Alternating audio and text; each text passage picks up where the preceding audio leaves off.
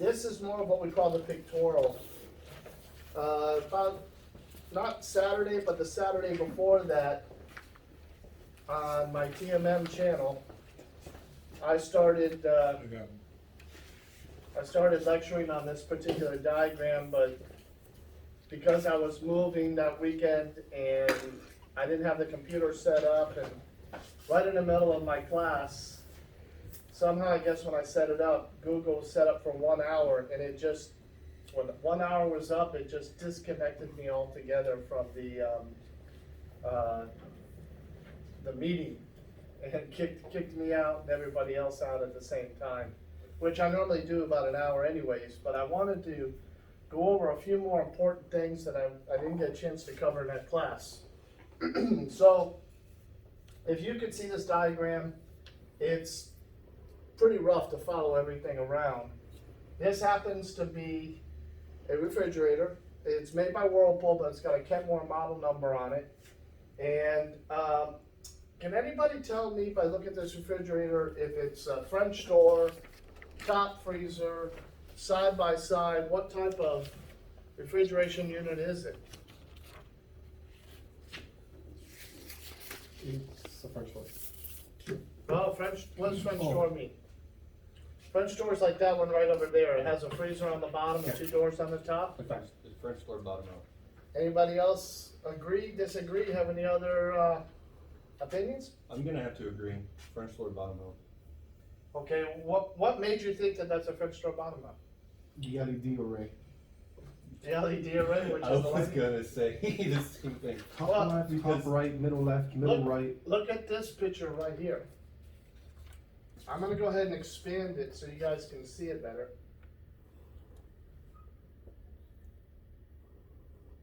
It's a little bit more blurry when I expand it, but if you look at that, that's the actual refrigerator. The freezer section's on the left and the refrigerator section's on the right. It's a side-by-side refrigerator. That, Are we looking at the same thing? I don't see that. oh, you're looking at the schematic, that's the second page, this one here. You're looking at this page? Oh. This is the pictorial version of it that I had up here on the screen. So I didn't realize you were looking at the paper and not looking at this. So this is a side-by-side refrigerator. The freezer's on the left, and what they're showing here is what components are inside the freezer section, what components are inside the refrigerator section. I know as I expand it, it's a little hard to read, so I'll have to make it smaller again just so that you can read the font. You still can't read it, huh? Let's just do this. That wasn't good. Let's go back to it. I go to the PDF version of it. We can probably see it better there. So this is it here. Let me zoom out just a little bit. So here are the 2 sections. And I'll have to go back and forth because the other one I want to draw on. So freezer section, refrigerator section. It has the LED light on the right and left side. Notice how these lights are wired in series with each other. I don't know why Whirlpool thought that that was a good idea, but this is just like the Christmas lights, those little tiny Christmas lights that you put on your trees or hang outside the house, and one bulb goes bad and the whole string stops working. That's how they decided to wire it. Yes, sir? Oh, it doesn't use a pull-down resistor to jump across in case that happens? No, it doesn't. One light goes out, all the lights stop working, or if one light starts flickering, all the lights in the refrigerator start flickering on and off, and you don't know which one caused it. Like I told you. And most of the time, we have to replace all of them just to find out which one is the one that's the problem. Yeah. So if you look here, I'll follow this light here. It goes through this light, goes through this light, and it comes down, and then goes through the light in the middle, and then it comes down. And then if you can look at all the lights here on the refrigerator side, they're all in series with each other. Now this is a separate gang from that one. Well, I didn't want to zoom out of that. Let's go back. This one here is a separate gang of lights from here. But if one of those lights fail, then all of the lights stop working. So it's a little bit hard to diagnose. So this is all lighting. This is an evaporator fan, in the refrigerator section. What does that mean if it's got an evaporator fan in the refrigerator section? Got a three-way valve? It's what? Got a three-way valve? It's got a three-way valve, but what does that mean? It has two evaporators. A dual evaporator. So most refrigerators, let's start with the most simple basic refrigerator, and let me go into, I want to compare them from the simple refrigerators to more complicated ones. Most refrigerators, let's say a top and bottom refrigerator, where the freezer's on the top and the refrigerator's on the bottom, you have an evaporator here and a fan, and it circulates the air around in the freezer to cool the freezer, and it has an opening here we call a baffle. And some of that cold air goes into the refrigerator section from the freezer to cool the fridge. That's how most refrigerators were designed, yes. Okay, if that's the condition with most refrigerators, then how is it possible to adjust them independently? I'll get to that in just a minute. I'll answer your question. So there will be somewhere in here a return air. So if we don't have the return air, we got to have a place for air to come in and a place to return. Let me get to the side-by-side, then I'll answer your question. So most side-by-sides, freezers usually smaller than a fridge, the evaporator's here, the baffle's way up here, which controls the airflow into the refrigerator section and then return.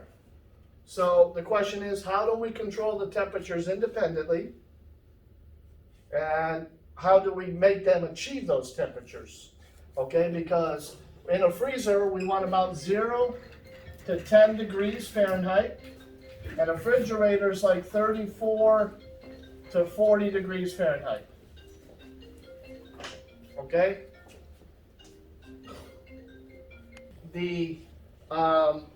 Like, how do we control the temperatures? In a basic refrigerator, either one. Okay. We're talking about refrigerators from the 70s and 80s. Okay. Okay? A basic refrigerator had a defrost timer, had a little timer motor, went from line 1 to neutral, and this was the timer. And it had a switch here which had two positions. One position was for a thermostat, and then a heater, and then the other position was for your compressor and your fan motors, okay? Just like that. And you're like, okay, but we need a way to control temperature. So we started off with a thermostat right here. So we'll add a thermostat, and I'll put an arrow through it at an angle, meaning that that thermostat's adjustable. Okay, well, thermostat controls temperature, but we got a problem.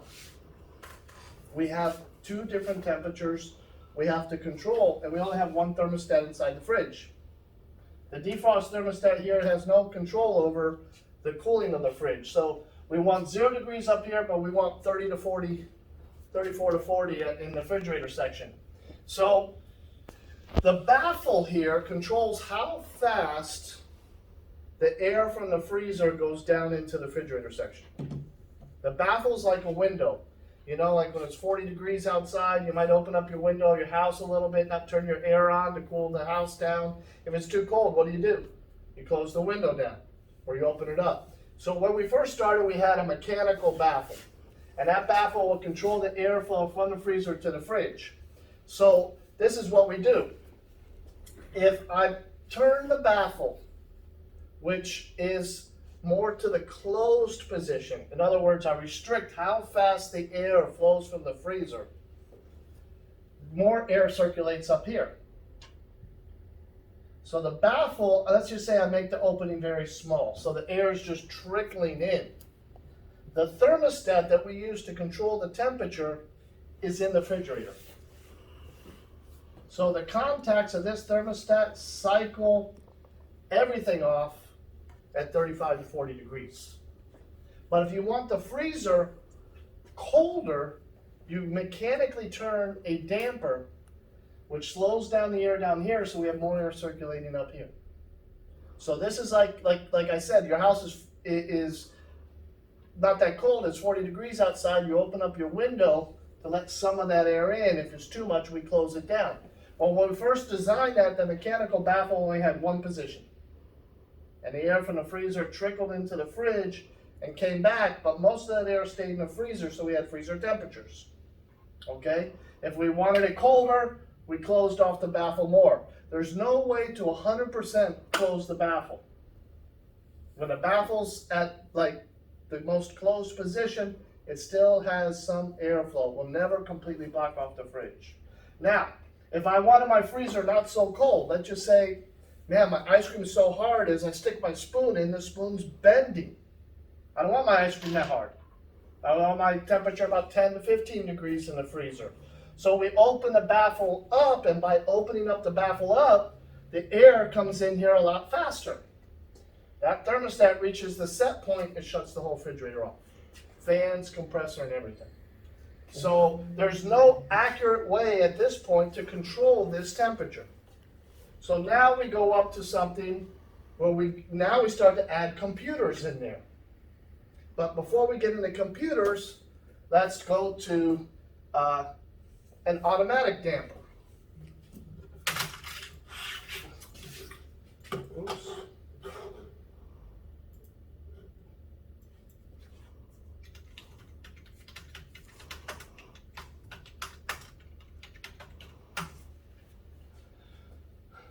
So these are what these baffles look like. These baffles, here, this one and this one, they're motorized baffles. So the computer can control them. But let's get rid of this control part here. And let's find a straight up baffle here.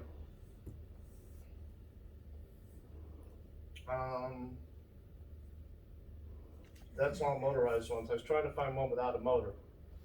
Should you try control? Give me a second here.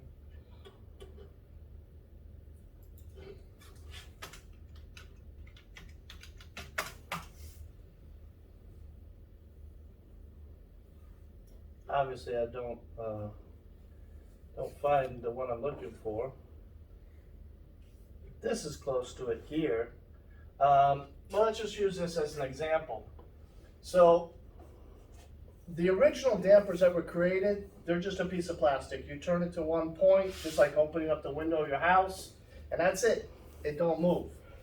So then they started using something similar to the thermostat in the refrigerator. Thermostat had a capillary tube filled with a gas or an oil. Once it reached a temperature, that fluid cycled a switch, open and close. Well, they did the same thing with the damper. They had a damper, let's just say this is the damper, and they had a capillary tube here, and if it got too cold, the gas would mechanically push the damper closed, restricting the airflow into the refrigerator side. So you can adjust it warmer or colder, but the damper would move based on a fluid or a gas to control the airflow into the refrigerator section. Now, they went into computers like we have now, and now we use motorized dampers. And now the computer uses thermistors, one in the refrigerator, one in the freezer side. And the refrigerator said, give me more air, that damper would open up and let more air into the refrigerator side. When the refrigerator got closer to temperature, the damper started closing down and restricting the airflow into the refrigerator side. And then the freezer kept its deal, and then when the thermostat in the freezer said the freezer was the right temperature, the computer would shut everything off. Then they even stepped it up a notch. Can we make it more accurate, the temperatures?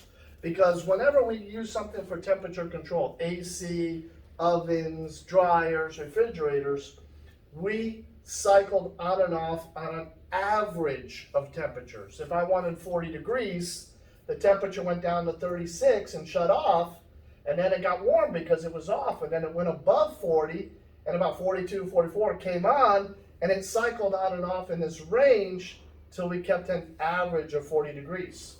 So what did the manufacturer do? Manufacturer started going to electronic fan motors. This fan motor here is a variable speed fan motor. I talked about it that Saturday. I'll get into it in a little more detail. But when the temperature started getting close to set temperature, not only did the fan motor start to slow down and slowly turn, So did the compressors. The compressors were variable speed compressors. So when the refrigerator was warm, like someone had the refrigerator door open and they're loading groceries and they're cleaning it and everything, refrigerator comes on, the compressor and fans are max speed. And as we start getting closer to temperature, they slow down a little bit so that we don't way overshoot on or off. We're more closer to the set point. And the closer we are to the set point, the less temperature extremes we're putting our food to, and our food lasts longer. So if we can maintain a temperature closer to what the customer wants, and as long as it's the right temperature for that food, like your vegetable drawers and so forth, they put these thermistors in there. Not just the fridge, now they have refrigerated drawers. They have drawers that have their own fan motors, and they have their own thermistors, and they control how cold each one of the drawers are, depending on whether you got vegetables or fruits in there or meats in there. Some of them keep the meat almost at freezing, but not hard frozen, so that the food, you can take out of the freezer, put it in the fridge compartment, and it would stay semi-frozen, just right at the freezing point, not super hard like when you take it right out of the freezer. So when you want to cook it, it doesn't take that long to prepare. Where if you took a steak out of the freezer right away, you have to wait hours or throw it in the microwave on a defrost cycle before you can prepare and cook it. So with these electronics, we were able to more accurately control temperatures. And thermistors we've talked about before, they're the ones that sense the temperatures in the various areas, and the control board is starting to control and communicate those. So I want to look at this schematic here. I did go over this fan motor in my Saturday's class. I'm just going to repeat it and go over the components now. If you look at the fan motor, it has ground, VCC, and PWM. Does anybody know what those letters stand for? Yes, sir. Ground is ground. Okay. VCC is usually the referential voltage it uses, and then PWM is pulse width modulation, which is a frequency signal, if I'm not mistaken, telling it what duty cycle to follow. Okay, so the blue one in the middle is how the board monitors the speed the fan's going, right? Which one? I'm The sorry? VCC. No. So is it the pulse width modulation that's doing that? So I'm not mistaken, there isn't direct monitoring if it's not for cables. Okay, so instead of monitoring, which one of these two are controlling the speed of the fan? Is it the PWM or the VCC? Pulse width should be doing it, VCC feeding it. Explain that, because some of these guys don't understand what you're saying. So VCC will keep a constant referential voltage there at all times, where the PWM will allow it to start the motor up and pick a speed. Okay, so if I was to troubleshoot this fan motor, Mm-hmm. we know we got ground. We have 3 pins, 1, 2, and 3. Which ones would I put my meter on to check to see if I'm getting voltage to that fan motor to get that fan motor to run? So you'd only, with a simple multimeter on DC, you could only check VCC. And then for pulse width modulation, you need to go to frequency. Yes, so if we look on our schematic here, and I think it's here, let me go to the evaporator fan motor.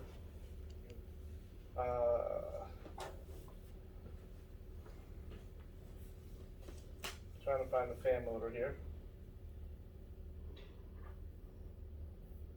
It's not there. Evaporator fan motor, and so forth. So going into diagnostics here, we can check the fan motor. Now, let me ask you a question. If I went to the refrigerator and the compressor's running, shouldn't my evaporator fan motor be running?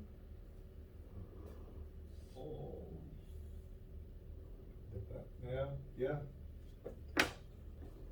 Yeah, no? You said if the compressor's running, you should leave evaporator fan running. I think. Always. Whenever the compressor's running, we should have the evaporator fan running, and what else? Condenser fan The running? condenser fan. So if you see one of them running, the other 2 fans should always be running, electronic or not? Yes, sir. So I ran into a fridge that disconnects the fan the moment you open the freezer. Yes. how would I test for that live to ensure that both are actively moving if I have the unit somewhat disassembled? Take the switch shut, Okay. put your finger on it. Okay. Okay, but here they have a diagnostic that enables you to turn the fan on. One, that'll bypass the door switch and allow the door switch, allow it to run with the door open. Okay, so that means that the fan shutting down because the door switch is open is code in a computer, not a physical switch.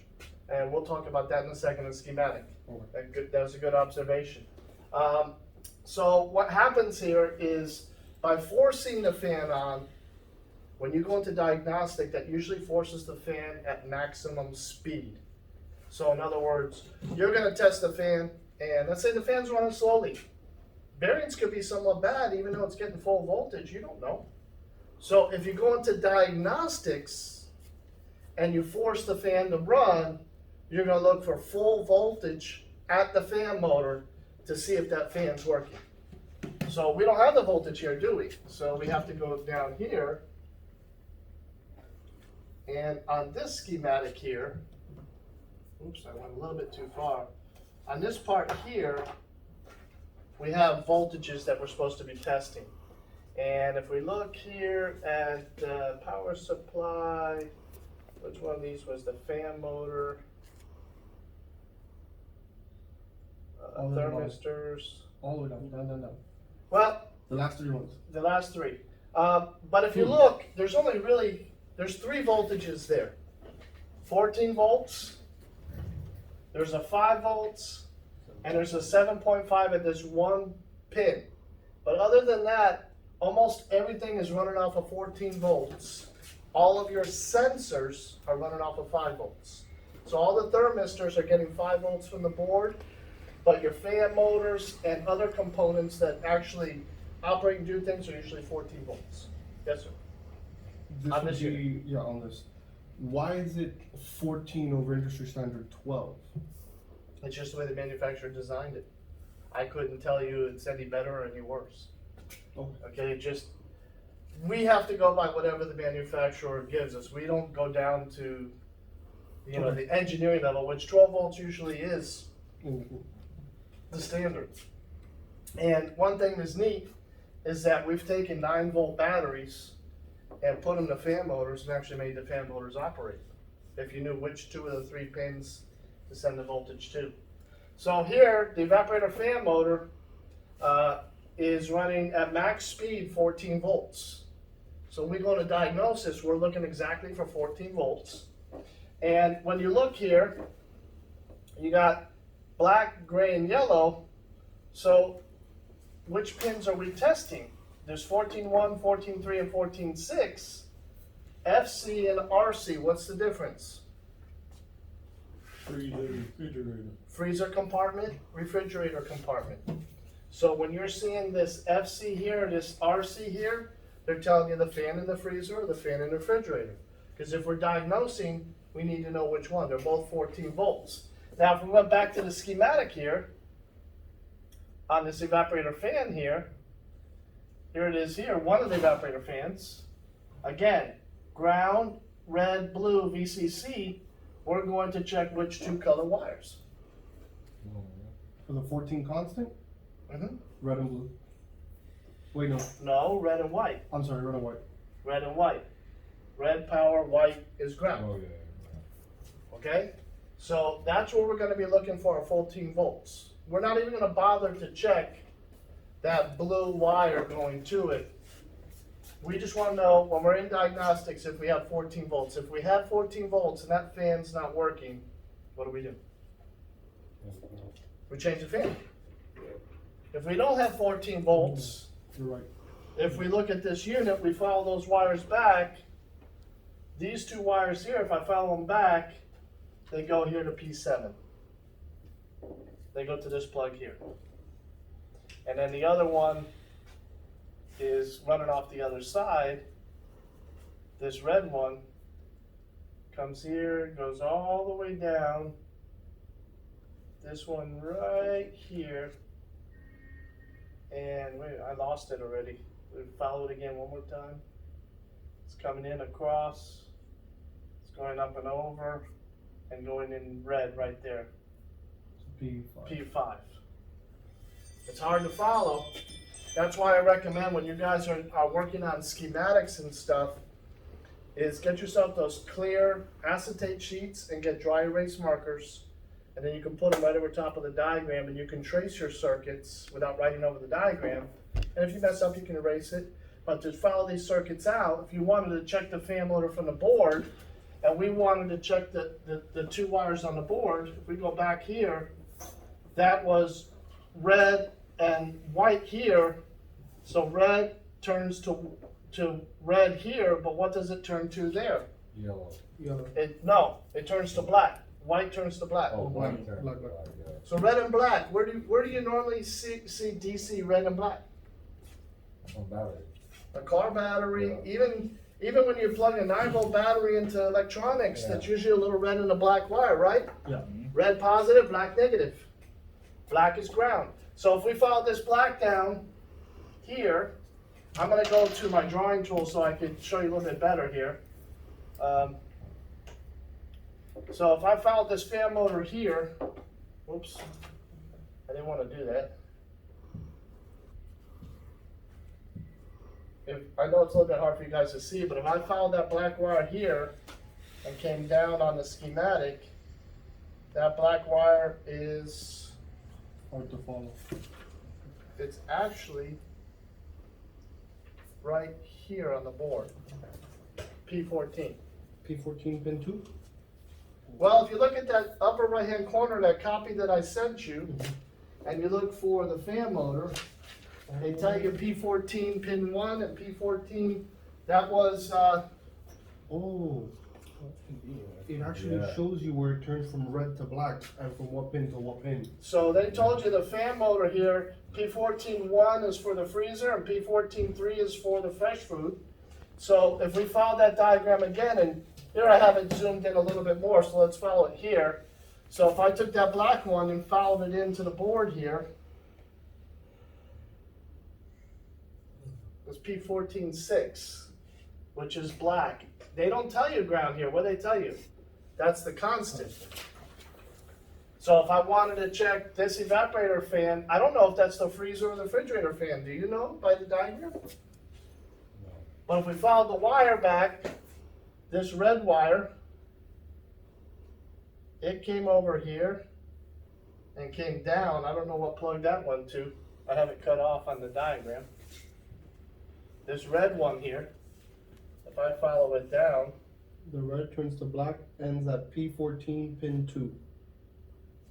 P14 pin 2, Yeah. If we're looking at the that's this one. if we're looking at the red one, at the Let me erase it here.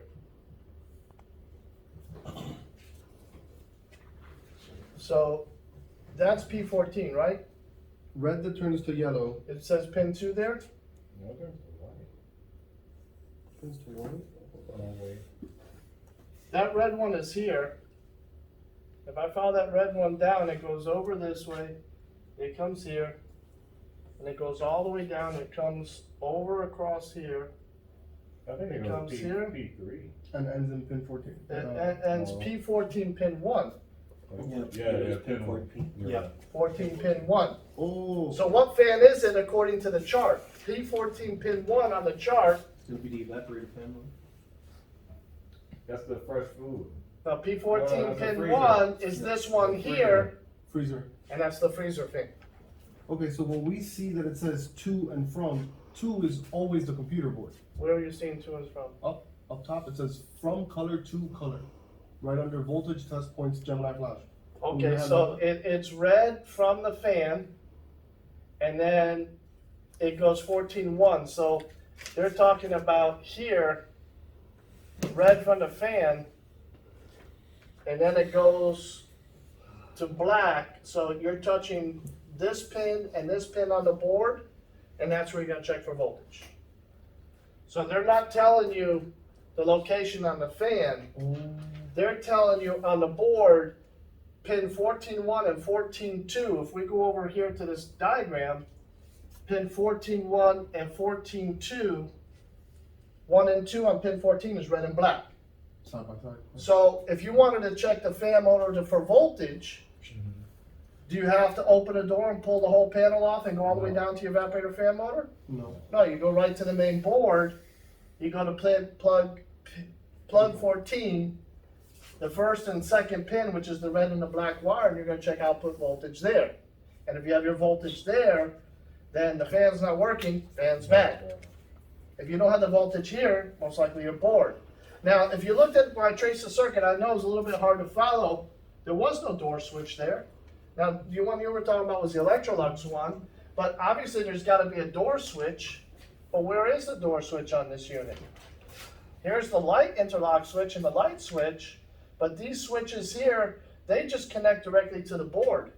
And the board sees whether the switch is open or closed and then turns the lights on or turns the fan off if it wants the fan to go off. So what if it has a read switch? Well, reed switch is just a magnetic switch. Do you know what a reed switch is? A reed switch is, let me go over for those who don't know what that is. I see a water valve, an ISO valve. A reed switch is a switch just like that, but if I put a magnet here, it'll close the switch. When I take the magnet away, the switch opens, or vice versa. You know where you see a lot of those reed switch units? Well, how about GE washing machines? Instead of actually having a mechanically actuated switch, they have a little plastic switch underneath the top, and the lid itself has a magnet in it. When they close the door, the magnet activates the switch. And those homes, the older alarm systems in your homes, you'd have a little rectangular magnet on the window, and you have another little box with wires on it. When they open the window, the magnet goes away from the switch. That's how the alarm knows the door was open.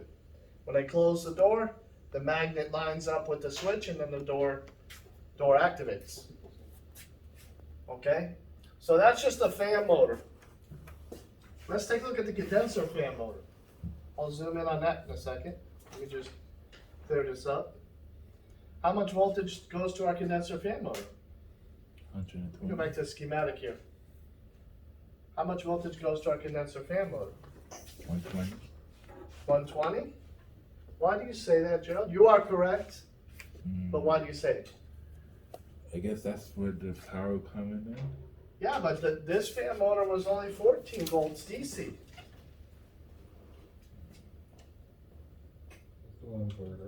You're right that it's 120, but what makes you know that it's 120? How would you know by looking at this condenser fan motor that it runs off 120 and not? We can look at the chart, right? We have this chart here. I don't see anything here, condenser fan motor. There's a condenser fan right there. What does it say? 120 VAC. 120. 120, yeah. But you don't need that because look right here. You see this fan motor? Is it the icon? No, you see the fan motor? That's the inverter. If I follow this line here, what is this? Oh, no, one. Line 1. Neutral. Neutral. This line is neutral. Hmm. If the component goes to line or neutral directly, like this one here, directly goes to the power cord, it's 120 volts. If it's connected directly to the control It's board, DC. it could still be 120, Uh-huh. but most likely it's low voltage because it's coming off the board. Yes, sir. So in this situation, if you slide down, that condenser fan feeds from a power supply all the way at the bottom. No, it still comes off the board. It's just probably a relay on the board. If I follow this red wire here from the fan motor and come down, it's right here on P1, pin 4. P1? Yeah, well, look at your chart. Look, you go right here. Can't see nothing on there. P1 4 and P1 2 white. So, yeah, it connects off the board, but only one side of the fan is going to the board, and the board's passing 120 through it. It's probably got a relay. Okay. So that power goes into the board, a mechanical relay will close and send power to that condenser fan motor. Oh, it's an engineering question, okay. Go ahead, ask. I was gonna say, why feed a board 120 when you have a perfectly viable power supply at the bottom of the fridge? If you scroll down, you'll see it, and then you could just actuate the relay over there. why mix and match on the same board? But this power supply is not producing 120, this power supply is lowering the voltage Oh. so that the okay. board, so this is a power supply that's giving us our 5 volts, our 7 volts, and our 14 volts that we identified at the beginning. So the main board is not converting the voltage, the main board is just controlling where it goes, Okay. what goes on and off. But the power supply board, which on some appliances, power supply board is part of the main board. Manufacturer here decided to put separate power supply board, and these are probably output voltages that feed the user interface board and the Gemini flash board. If we find a power supply board here, let's see if you find a power supply Power supply board. is gonna be J1, J2 plug. Well, here's J1 and J2 right here, but this has the stealth board. Let me see something. Those lines feed to the stealth board, so So we J1 and tested before. J2, okay, so that's not this J1, but this here has got J1 is input voltage, which would be line voltage. So 120.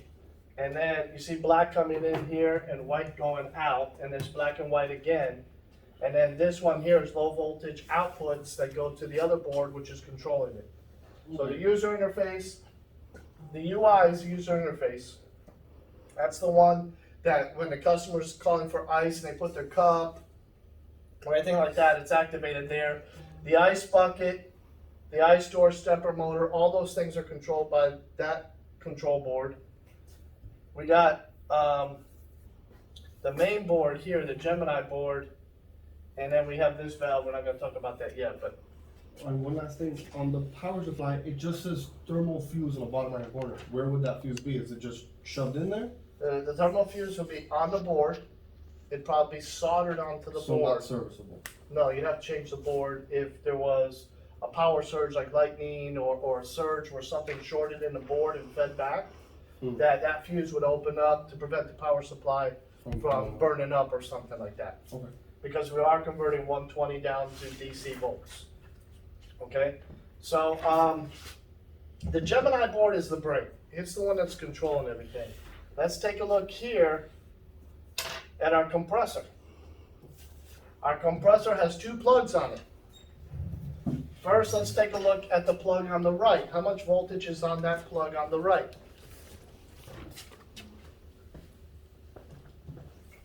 Is it 120? Very good, Joe.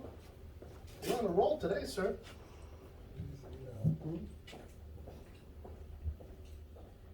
And if we look here, let me just expand a little bit more so we can see it.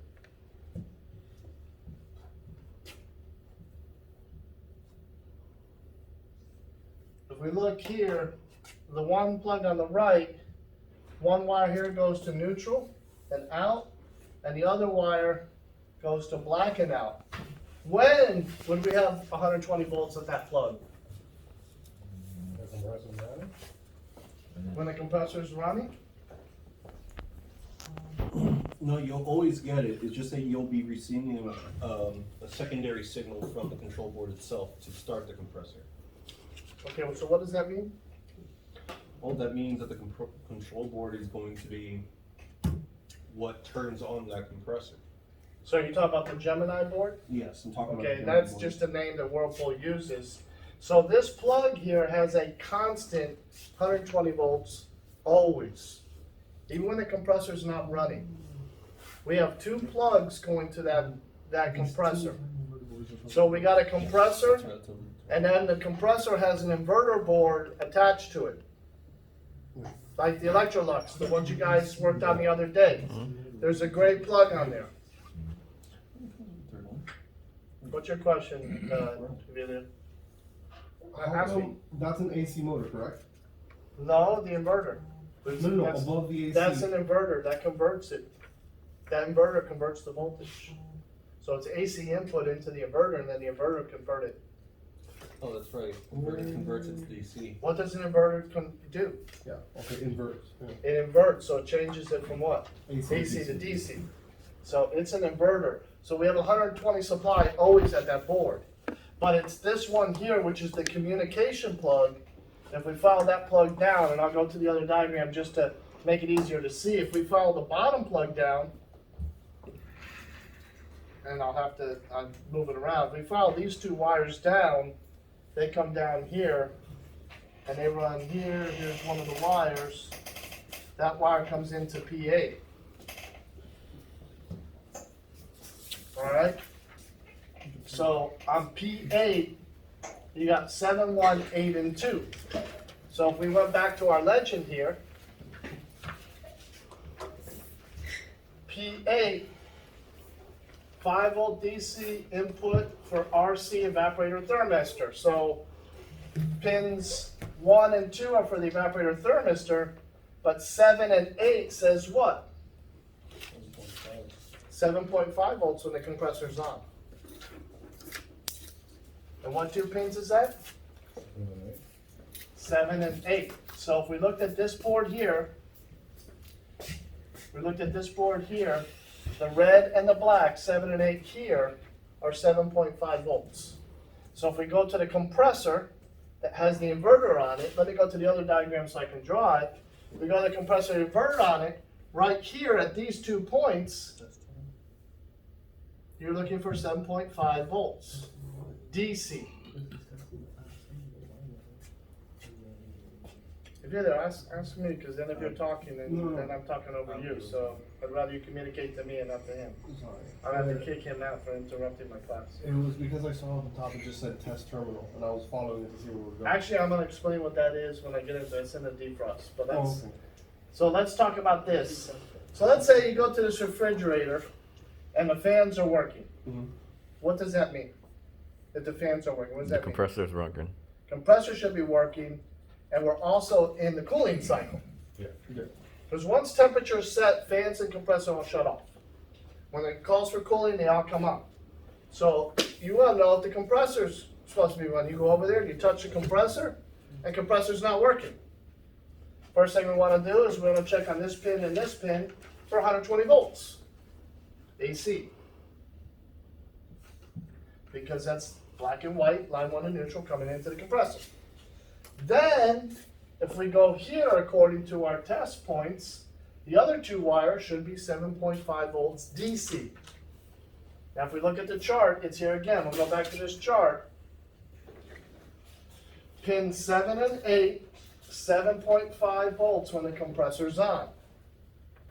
So that's the plug going to the compressor. So if we get 7.5 volts at the inverter and 120 volts at the inverter, that rules out what? Compressor being No, it rules out that the Gemini, Oh, the main Gemini boards, sending the signal. thermistors aren't bad. Nothing like that, because the board is telling the other board, the main board is telling the inverter board, To do its job. turn the compressor on. So if I have the 7.5 and a 120 and my compressor's not working, what else could we do? The inverter board would be the issue there. The compressor's not bad. Oh, you beat me to it. I was gonna say after you test to make sure the compressor's still good. Well, how would you test the compressor to see if the compressor's good? Continuity, Continuity. check for grounding. And then if we look at the compressor, we got how many pins? I was gonna ask that. It's got 3. And they're all the same resistance. So in this case, let's just Just like For the sake of the it. washer motor we were working on the other day. so for the sake of it, let's just say it's 7.5, 7.5, 7.5. But we only have 2 wires feeding it. So how are we getting it to start with only 2 wires? I don't know if that's really 2 wires, if it's showing 3 there. But it does Because, look fishy. yeah, it's the drawing, It's probably a plug. yeah. Okay. LG though, the linear compressor, it has 3 pins. But when you look at the plug, there's only 2 wires, which only touch 2. Because they only have 1 winding, because it's like a solenoid, it just pulls the piston. And if you're curious to see that refrigerator right there is the one that has that plug. Okay, so in this situation, we're looking at it like this because it's on a diagram, but in reality, that would be that little inverter board stuck to the side of that compressor. Yes. Siamese twin style. Now, if we went to this compressor here, notice it's the same thing, the same drawing. It's the way the manufacturer drew it. Okay, another question I have. How come all the grounds don't meet somewhere? Or the earth wire, I guess in this case.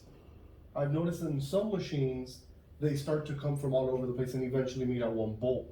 But then on other machines, they just Well, start we grounding don't- all we over the don't- place. We don't use ground Or as, chassis return. we don't use a chassis ground. We have individual ground wires returning back to the board. So how do you stop from? Because remember, the getting appliance is fried? 120 volts. Now, the actual chassis ground is for all of our 120 volt components.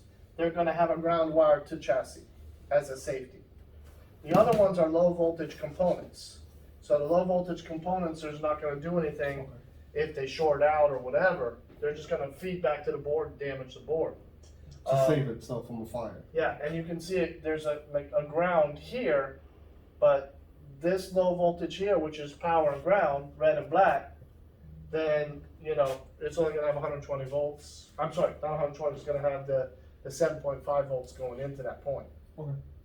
Okay, so if we have the two voltages here, and the ohms check good, doesn't mean the compressor can still be bad, right? What could be wrong with the compressor? Remember, it's, Why? most of them are piston operated But mechanically. you can have a mechanical failure. Yeah. It doesn't happen that often. But if the compressor's not running, what I tell guys to do, order the compressor with the inverter board. Try the inverter board on the compressor. As long as the windings aren't shorted, change the inverter board first, because you can just unplug it, throw it on, customer's compressor runs, you're done. But you change the inverter real quick, and the compressor don't run, well, now you gotta do a sealed system job, change the compressor. You know, you turned a mystery situation to just A, B. Mm-hmm. Okay. But you change the inverter first, and, you know, if that don't fix it, you change the inverter with the compressor and change the two of them together. It's typically that, like, if the compressor is bad, you also change out the converter board as well. Like, that's standard. It's a lot of manufacturers, when you buy the compressor, the inverter's in the box with it anyways. Oh, so you'd be able to, like, not that you would always, but if it ended up being a compressor, you get not a free inverter, but an inverter that might work in another situation where Oh, yeah, yeah, you can you keep might even that, end up with a keep test that, inverter. keep that as a trust stop, you know? Okay. So, That'd be cool. Have an inverter in the truck and just- let's take a look at this test point. I was gonna get to that, but now that you brought it up, let's take a look at this test point. Whirlpool is one of the only manufacturers that use this test terminal here. Test terminal up in the control panel, even, this goes back, I don't know, 60s and 70s they started doing this. You go work on a refrigerator that was mechanical, that had a regular thermostat and timer, no control board or nothing. They had this plug in the controls where the timer and the thermostat was. You drop it down, and you saw this plug that had a pink and a tan wire on it. They call it brown now, but it's usually tan. And they had a pink and a tan wire on it, and the plug's just laying in there, and you're looking inside the fridge, and you're like, Where does this go? oh. And you always wondered what the plug was for, but it was never connected to anything. Well, that is a test terminal. So when you go into defrost, normally if the thermostat was open, you couldn't see if the heater was working or not. So when you go mechanic advance a timer, we could jump it out here, and that would be where the controls are with a jumper, and that would apply voltage. Now, this computer, because it's, this refrigerator, because it's computer controlled, you have a lot more options. First of all, if we look at it, we follow this pink and brown wire down, they come down to a plug here. It can bypass that bimetal and send power directly to the heater. Oh, yeah. Now, if you look, 56,000 ohms optional. Maytag started doing this back in the 90s. They had a heater with a defrost thermostat. That thermostat is a safety device. We go into defrost, the heater comes on, runs, the cycle usually runs 20 to 22 minutes. But the heater may have got that area back there in the 50s, and we don't want it to get too hot because that's right behind where all the food is stored in the same compartment. So we don't apply too much heat. We just want to melt the ice off the tubing and get the tubing ready to go again for more cooling. So the thermostat is supposed to open, let's say it took 10 minutes to get that area hot enough, thermostat's supposed to open and stop the heater from working as a safety device so we don't melt all the customer's food. So what Maytag did is they put a resistor inside the bimetal. So if the bimetal contacts were open and you were ohming the bimetal out, you would get 56,000 ohms.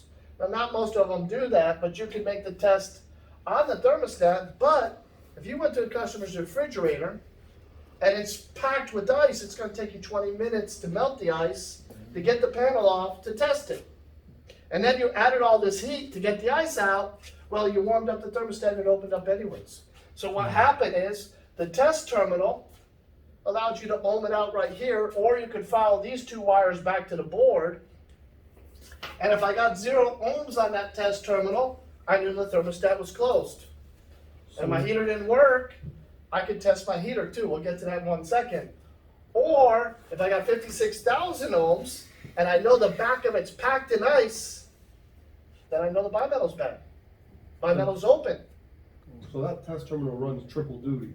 Now it does another test. I'll tell you another So one. you don't have to melt the ice at all. No, because you can test it from the test terminal. But what if I wanted to check the defrost heater? Well, you know, one side of the heater is this brown terminal, Oh, so brown and the other side goes to neutral on the plug, or I could find a neutral that goes back to my board somewhere, and I can check from brown to white somewhere on the board, and I can ohm out the defrost heater. So I can check the defrost heater from this test terminal. I can check the bimetal from the test terminal. Not only that, but if I put my meter on brown or pink and use ground or neutral somewhere, I can check voltage and see if the board is sending power. If I want to know if the board's sending power to the pink wire, I put 1 meter lead on pink here, and I put the other meter lead on a neutral anywhere in the machine. If I have 120, what does that tell me? My board is sending power. If I move it to the brown one and I don't have 120, what does that mean? Bimetal's open. So I put one on pink and one on neutral somewhere in the fridge, go into force defrost, and it has the instructions there how to do it. So I'll show you where that is. You force defrost, you got voltage here, pink and white. You know the board is telling it to defrost. You go brown to white, and you still have voltage. What does that mean? Bimetal's closed. Now I got a defrost heater. My heater ain't working. I can ohm it out, see if it's open. Or I can check voltage, brown and white. If I have voltage there, and that thing's packed in ice, most things, my heater's bad. And most heaters are cowl rod heaters. They're like the metal coil like on top of your stove or in your oven. So they don't go bad that often, except for GE.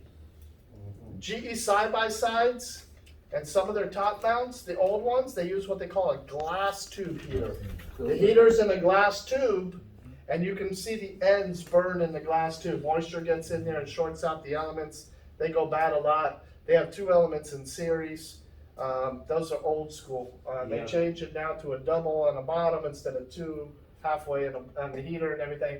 But Whirlpool put that test terminal in, and Whirlpool's the only one that really did something like that, but it saved you from having to go into the freezer to make those tests.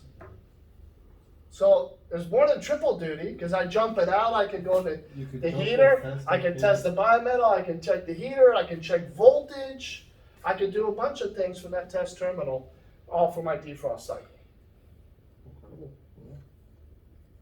Okay, so you can see here all these LED lights, that has a driver. What does that mean? Power, right? So if we wanted to check voltage, we could go to the board here where here's the LED driver, and it tells you 115 going in and 14 coming out. So this driver, 2 of those wires are 115 volts coming in. The rest of them are 14 volts coming out. If the lights aren't working and you know you got 14 volts coming out, it's not the board, it's something with one of those lights. And remember I said, if one of those lights fail, they all don't work. And here it looks like a simple LED diode kind of light, but usually they have like little circuit boards. They're not just a simple LED light. Yes? So I gotta ask you, because I see that there's about 3 series of lights. 3 sets of series, yes. Exactly, three sets of series. And again, if one of them just goes bad, say for example, the one on the bottom. that's This where- one here. Yeah, that one right there, that'll just straight up affect all the other ones from the top, right? No. Because it looks. No. These will work and this one won't. Those will work, okay. Okay. 'cause They're all not in series with each other, just these Oh. four are in series with one circuit from yellow to yellow and red. These three are in series from white, red to red, and this one here is white and red to tan and red. Okay, because I mean, So that means that that driver in this situation does double duty. Number one, it doesn't let so that the blowout of one light stops every circuit from working in that light quote unquote array. It only does It only that affects circuit. its specific chain, and on top of that, that tells me that this fridge probably has slow on, slow off lights. Not which is- always. but. Not you're always. correct. They do You'll that. find- You'll find some of those lights that do what they call ramp up, where like they're dim and they get brighter and then they get darker. That's usually on the more higher end units. That is true. So if they would just come on from 0 to 100 on full blast upon opening of a door switch, You wouldn't need a driver, would you? you would have that driver. That would be redundant. You would just need a board to Because even on- drop the voltage. Well, that's the thing. That You could could have just been run run them all in off of series. Because I've seen that on some Okay. fridges. So now let me ask you a question. Here's the lights, here's the driver board, but what tells it to turn the lights on and off? The Gemini board, which Okay, is but what tells the Gemini board to turn the lights on and off? Door switch. Door switch. So we have a light switch here, right? And a light interlock switch. So this light switch here, if you follow this wire, it goes to a common terminal. And watch, one of them, look, goes into your board. one of them goes into your board. That's your 120 volt input between the red and yellow and the white. Now let me ask you a question. Wow, that door switch is game over. Okay, so let's take a look at this for a second now. Let me erase this mess here. I know it's a little blurry, but this is just for following circuits. If we're looking at this board here, I'll move it up just a little bit. Power comes in this light switch and then goes here and directly feeds power here, and this is neutral. So these two pins are 120 volts AC, right? Because white is neutral. I can follow that back and it's gonna get me a neutral somewhere. Wait, that white looks like it dies on P3. Yes, it does die on P3, but then P3 pin 1. it uses the Gemini board just for its neutral.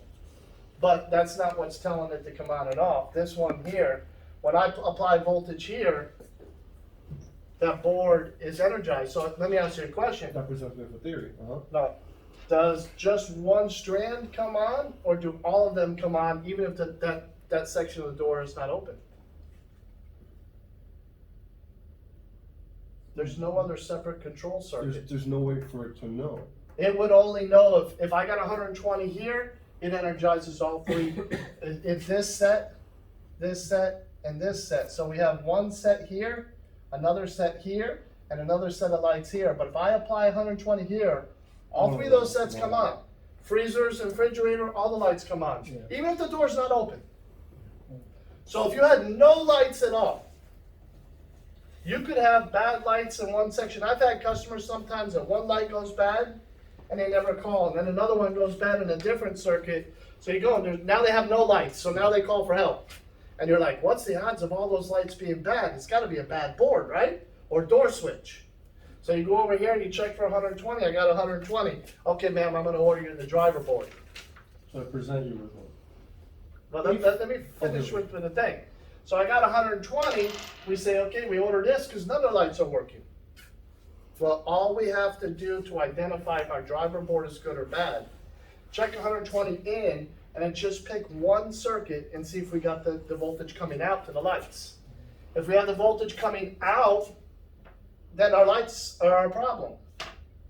And if all of them don't work, the lights are our problem. Which one of those in this circuit are bad, we don't know. And it's hard, you can't really hone them out too well to say, oh, this is good or bad. But you could show the circuit. If I got voltage, problem's the light itself. If I don't have output voltage, the driver board's bad and we order the board. Now, what was your question or statement? From the way it looks like it's designed, and that ground dying inside the Gemini, technically speaking, if that light switch got stuck in the open position, the Gemini could count how long that circuit's been alive, kill it so that the LED board doesn't overheat, neither will the LEDs. They usually do that. Like, Because if you leave the doors open if accidentally, you do that, it'll if you overheat. do that refrigerator and leave the door open, you come back 10 minutes later, the lights are off. Because they have no way to cool themselves. You're correct. But not only that, but the added heat from the light will do what to the food? Speed up to spoil them. You'd be surprised that one bowl not shutting off in a refrigerator Will destroy. could apply enough heat to cause food to spoil. And actually even straight up crack the lining. I've seen lining straight up. I've wood. seen them get burnt or Blister up. a lot of them use that foil tape, extra thick foil tape on the plastic where the light bulb is, because if the light stayed on. I had one refrigerator back in the day, I was teaching in the other building, I had a side-by-side Amana. And the refrigerator was never getting to temperature. But you open the door and you push the light switch went on and off. But what happened is, on the refrigerator, especially side by side, if it's not sitting level on the ground, and part of the floor is higher or lower than the other, your two doors do this. Yeah. And what was happening is the door was closing, and it was hitting the light switch, but it was only pushing it that much. So you open the door and you hit the light switch, and it goes off. But you close the door, and it doesn't push the switch far enough to open the contact. And it was just the alignment of the refrigerator as it sits on the floor. Before you adjust the hinges on these doors, you make sure your refrigerator's level so that the doors can level out on the refrigerator. Do they have adjustable feet like dryers or washers? Yes. The wheels might have a screw and you can push one wheel down or raise one wheel up. The real high-end ones, even the back wheels, they have a real long screw that runs all the way to the back and allows you to adjust all 4 points on the bottom of the refrigerator. Those units in the kitchen there have a 4-point alignment.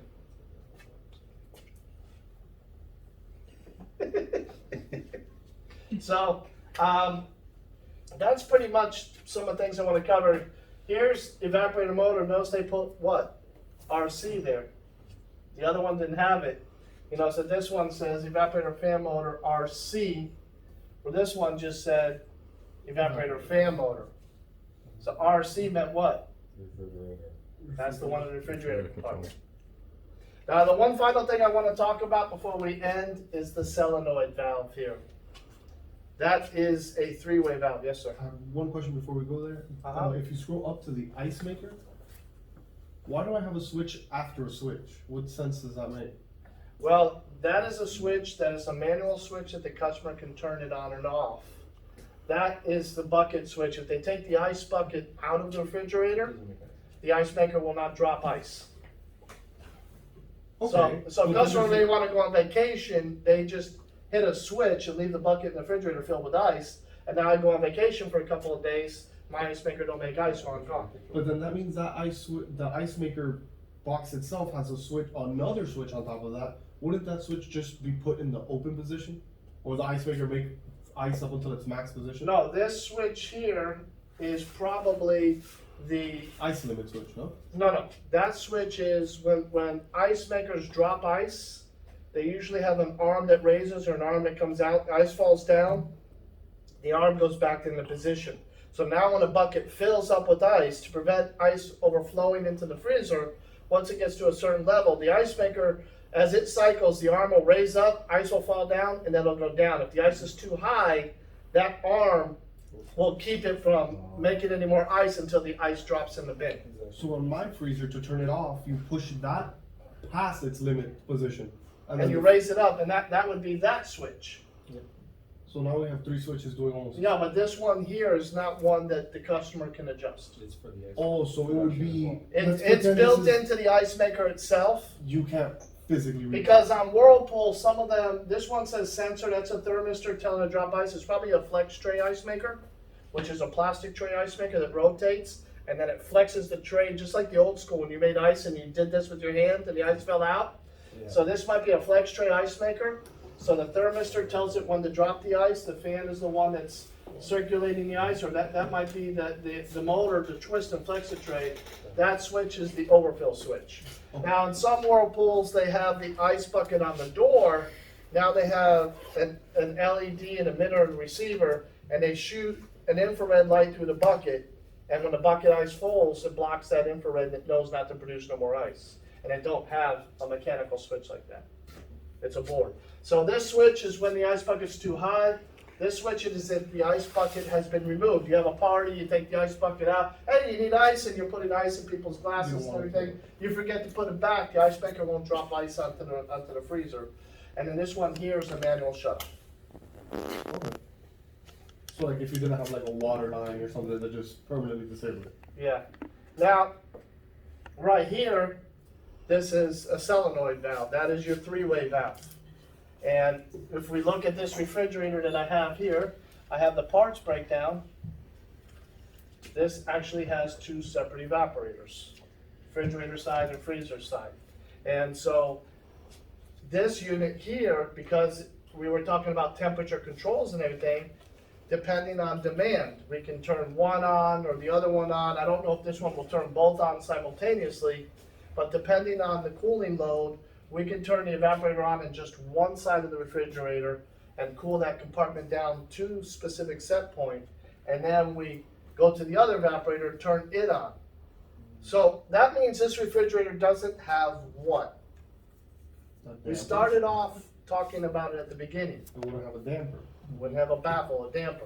Because it could just, wait, but then couldn't you just kill the fan going to that one and that's it? It'll get a little cold, but it's not gonna ice over. Yeah, but ice will build up on the evaporator. Oh, over time? Yeah. It will defrost it and everything, but That's quite an expensive solution, but.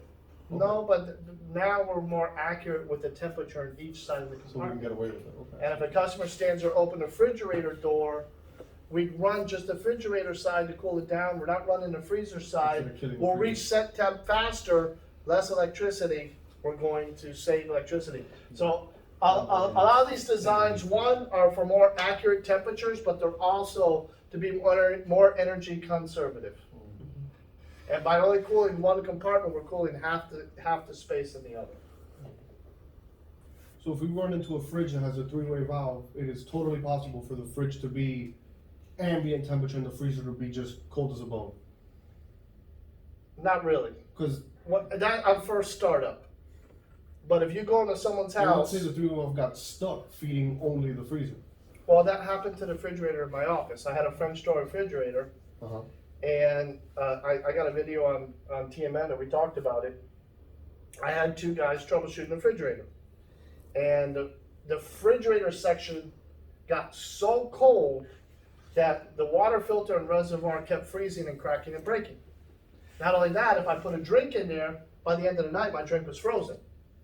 So I told the guys, hey man, and they said, thermistors, it's a Samsung, thermistors go bad all the time. I said, okay, I'll let you guys troubleshoot it. I didn't get involved. So they went ahead and I got every thermistor. They changed every thermistor in the refrigerator. Still froze everything in the refrigerator. I said, okay, well, what else? Well, maybe the main board is seeing the temperature right, but it's not shutting off like it's supposed to. I'll get you a main board. Put a main board in there. Still did the same thing. So I asked the guys, I said, did you check to see if the three-way valve, and the three-way valve, let me see where it is. It should be in this picture here somewhere. It's right there on the compressor, by the compressor, I believe, right? 13? Yeah, 13. Okay, right here, yeah. That's the three-way valve right here. Okay, so that's the solenoid, that's the actual valve down below.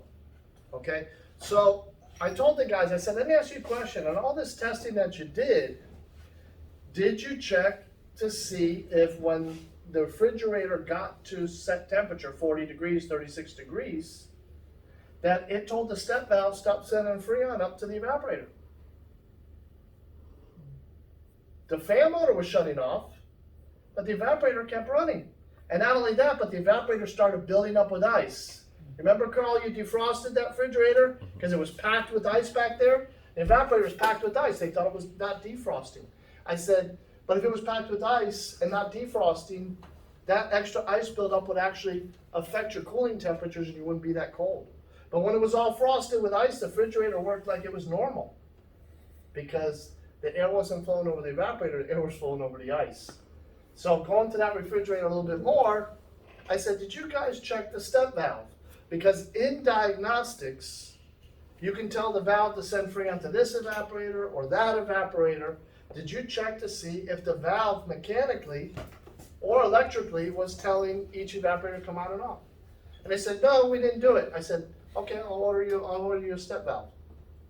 You know, they did go into diagnostics and see that the refrigerator evaporator never shut off. So I said, okay, I'll go ahead and get you order a step valve. So the next day I came in, I asked the guys, did you give me the part number of a step valve? They said, you know what, Z? I want to look at something. They pulled the refrigerator out. The valve wasn't plugged in. Wouldn't diagnostics immediately warn you that that's wrong? No, diagnostics doesn't know whether the valve is plugged in or not.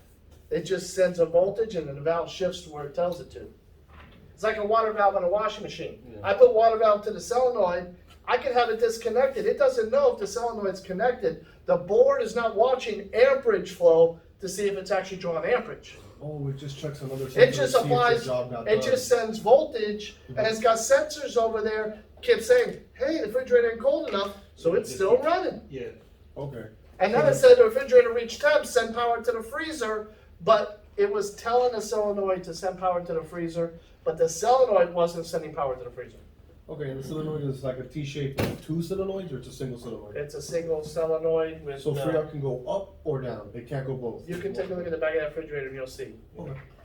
So, to make a long story short, then I checked it back, the plug wasn't on. So what happened was, that refrigerator, I'll just make it real quick, that refrigerator was a customer that we went out to troubleshoot, and the customer put the wrong gas in it. It was 600A on the fridge, and they put 134A. So, they gave us the refrigerator. So I said, I'm gonna bring it and use it as a class and teach the guys how to change a 600A compressor. So I brought it in and had all my techs come in, and we changed the compressor here in class and taught them how to charge it, evacuate it, you know, do the whole system. They unplugged the three-way valve and never plugged it back at that time. I didn't use the refrigerator right away. It sat out in the shop for a month or two. I said, you know what, guys, that's a nice refrigerator. It's got the hub, the family tablet on there. Let's put that one in my office and use that one as my office refrigerator. People can still use it for testing, but let's leave that one in there. So sure enough, That's the one with the they didn't plug in the step valve, and that was the problem the whole time. So in other words, a lot of people go into sealed system jobs without checking that everything is mechanically or electrically doing what it's supposed to do before you put valves on it and start testing the system. Any questions, guys? No? That's it. You can stop it.